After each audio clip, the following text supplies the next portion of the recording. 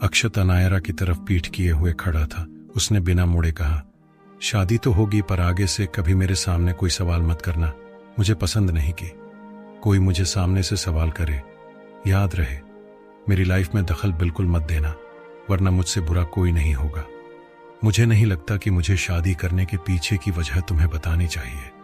तुम मेरे लिए कुछ नहीं हो और आगे भी कभी नहीं होगी। इसलिए सिर्फ हम दोनों एक कॉन्ट्रैक्ट मैरिज करेंगे। तुम सिर्फ दुनिया के सामने मेरी वाइफ होगी, पर मेरी लाइफ में तुम्हारी कोई जगह नहीं होगी।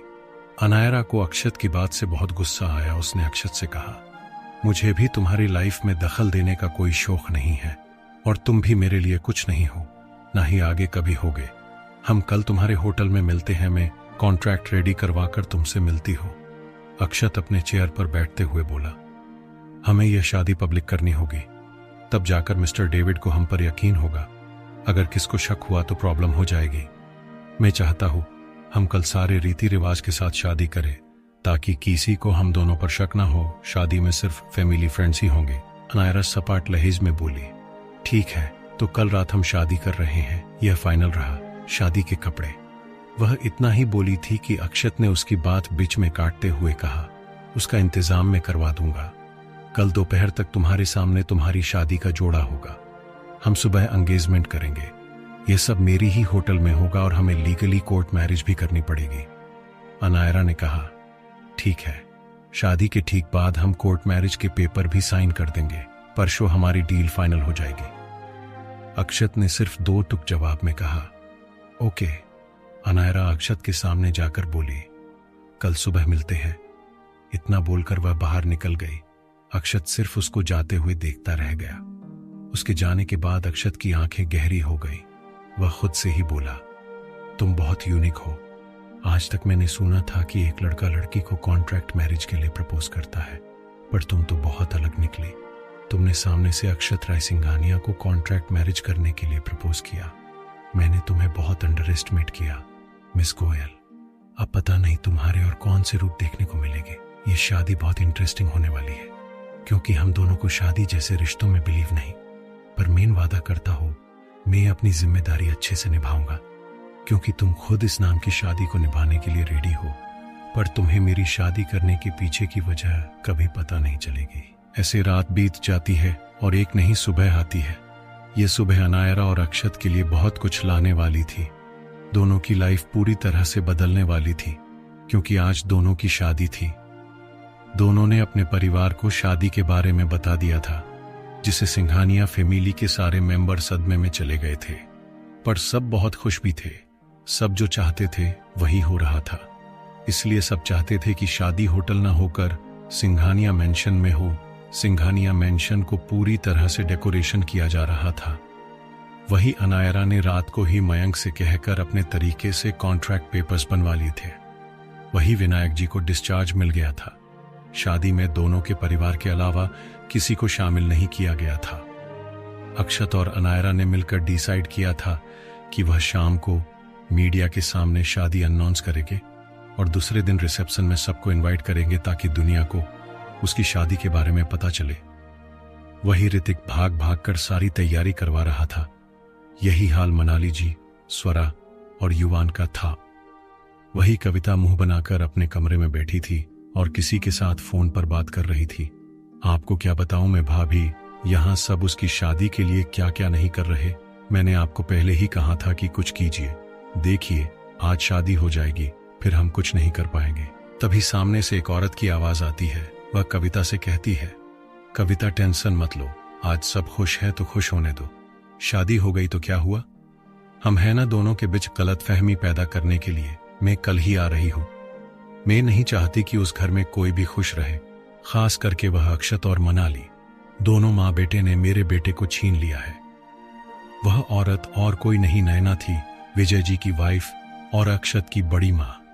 वैसे तो अक्षत कभी उसके साथ सीधे मुंह बात तक नहीं करता था, पर थी तो वह सिंघानिया की फैमिली ही। वही दूसरी ओर ऋतिक अपने कमरे में किसी के साथ फोन पर बात कर रहा था। वह और को नहीं, अभय के साथ बता कर रहा था। उसे अचानक अक्षत की शादी की अनाउंसमेंट हजम नहीं हो रही थी। उसे कुछ गड़बड़ लग रही थी, इसलिए उसने अभय को कॉल किया था। अभय ने टेंस आवाज में कहा, मुझे भी नहीं पता, मैं तो 2 दिन से अपने काम में बिजी था। मैं आज सुबह ही वापस मुंबई आया और मुझे अचानक उसकी शादी के बारे में पता चला। पता नहीं उसके दिमाग में क्या चल रहा है, जरूर कुछ तो गड़बड़ है। जहां तक मैं जानता हूं अक्षत और अनायरा कभी एक दूसरे को देखना भी पसंद नहीं करते। ऐसे में दोनों ने अचानक शादी करने का फैसला क्यों लिया? पर जो भी हो, हम दोनों को शक है। इस बारे में तुम्हारे घर पर किसी को पता नहीं चलना चाहिए। तुम जानते हैं आजकल अक्षत के साथ क्या हो रहा है और इन सब के पीछे जरूर कोई करीबी ही है, इसलिए मैं तुम्हें बता रहा हूं। ऋतिक ने थोड़ा परेशान होते हुए कहा, डोंट वॉरी, मैं इस बात की भनक किसी को नहीं लगने दूंगा। तुम अक्षत से बात करो कि आखिर उसने अचानक शादी करने का फैसला क्यों लिया। हम दोनों जानते हैं वह शादी से सख्त नफरत करता है। उसके पास्ट की वजह से उसे आज तक शादी जैसे रिश्ते पर जरा भी यकीन नहीं है। अभय ने कहा, मैं पता करता हूं, आप शादी की तैयारी कीजिए। वही दूसरी और अनायरा के डैड आज बहुत खुश थे। वह अपनी बेटी के लिए हर तरीके से तैयारी करवाना चाहते थे, पर अनायरा ने उसे स्ट्रिक्ट वार्निंग दी थी कि वह अपनी जगह से खड़े नहीं होंगे। विनायक जी सुबह ही डिस्चार्ज होकर आए थे। उसके पीछे एक नर्स को भी उसने लगा रखा था। अपनी आदत के मुताबिक अनायरा आज भी ऑफिस गई हुई थी, पर विनायक जी बहुत खुश थे उसकी शादी से, इसलिए उन्होंने भी मना नहीं किया। उसे कैसे भी अनायरा की शादी देखनी थी जो वह पूरी होने वाली थी। वैसे तो सारी तैयारी विशाल जी ने खुद अपने कंधे पर ली थी। उन्होंने विनायक जी से कहा था, सारी रस्में सीधे सिंघानिया मेंशन ही होगी, इसीलिए विनायक जी को कुछ नहीं करना था, बस तैयार होकर अपने दोस्त के पास जाना था। और वह रेडी भी हो गए थे, क्योंकि दोपहर को दोनों की एंगेजमेंट होने वाली थी और रात को शादी। सारी चीजें सिंघानिया मेंशन से ही होने वाली थी। वही अक्षत की होटल के वीआईपी कमरे में अक्षत अनायरा का कॉन्ट्रैक्ट पढ़ रहा था। वही अनायरा अपने कोल्ड लुक में उसके सामने बैठी थी। अक्षत कॉन्ट्रैक्ट पढ़ रहा था जिसमें यह सारी कंडीशन रखी गई थी। पहला रूल, शादी के बाद दोनों दुनिया के सामने पति पत्नी होंगे और पति पत्नी होने की सारी जिम्मेदारी निभाएंगे। दूसरा रूल, दोनों के बीच फिजिकल कोई भी रिलेशन नहीं होगा। तीसरा रूल, दोनों एक दूसरे के काम में और लाइफ में दखल नहीं देंगे। चौथा रूल, दोनों एक दूसरे की फैमिली को रिस्पेक्ट देंगे। पांचवा रूल, कॉन्ट्रैक्ट खत्म होने के बाद दोनों अपनी मर्जी से डाइवोर्स ले लेंगे। उसके बाद दोनों को एक दूसरे से कोई लेना देना नहीं होगा। ऐसी कई सारी कंडीशन लिखी गई थी। अक्षत ने सब पढ़कर अनायरा से कहा, मुझे तुम्हारी सारी कंडीशन मंजूर है, पर मैं भी तुमसे कुछ कहना चाहता हूं। अनायरा ने कहा, हाँ बोलो, अगर चाहो तो इसमें ऐड भी करवा सकते हैं। अक्षत ने सपाट लहज में कहा, उसकी जरूरत नहीं है, मैं बस यही चाहत हूं कि मेरी फैमिली के सामने हम एक हैप्पी मैरिड कपल की तरह रहे। मेरे अचानक शादी के डिसीजन से सबको हम दोनों पर शक होगा, इसलिए, और मुझे मेरी फैमिली से बहुत प्यार है, इसलिए मैं चाहता हूं कि तुम मेरी फैमिली को कभी हर्ट ना करो। मैं वादा करता हूं कि मेरी फैमिली कभी तुम्हें किसी भी चीज के लिए नहीं रोकेगी। मैं तुम्हें पत्नी होने के सारे हैक दूंगा। मैं भी अपने पति होने की सारी जिम्मेदारी निभाऊंगा, सिवाय एक कमरे में। मैं भी तुम्हारे डैड को अपने डैड की तरह रिस्पेक्ट दूंगा।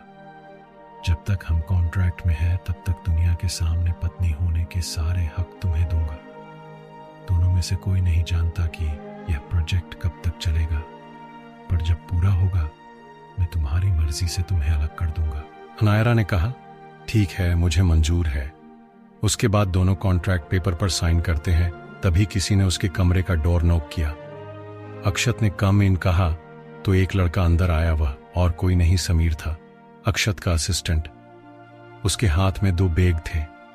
उसने वह दोनों बैग वहीं सोफे पर रखे और अक्षत को ग्रिट करके वह वहां से निकल गया। अक्षत ने एक बैग अनायरा की ओर बढ़ाया और कहा, अभी 10 बज रहे हैं, हमारी एंगेजमेंट का वक्त 12 बजे का है। मैंने तुम्हारे लिए एंगेजमेंट की ड्रेस मंगवा ली है। उसने वह बैग अनायरा की ओर बढ़ाया और कहा, हम यहीं से रेडी होकर सिंघानिया मेंशन जाएंगे, तुम्हारे डैड भी वहीं पर आ गए हैं।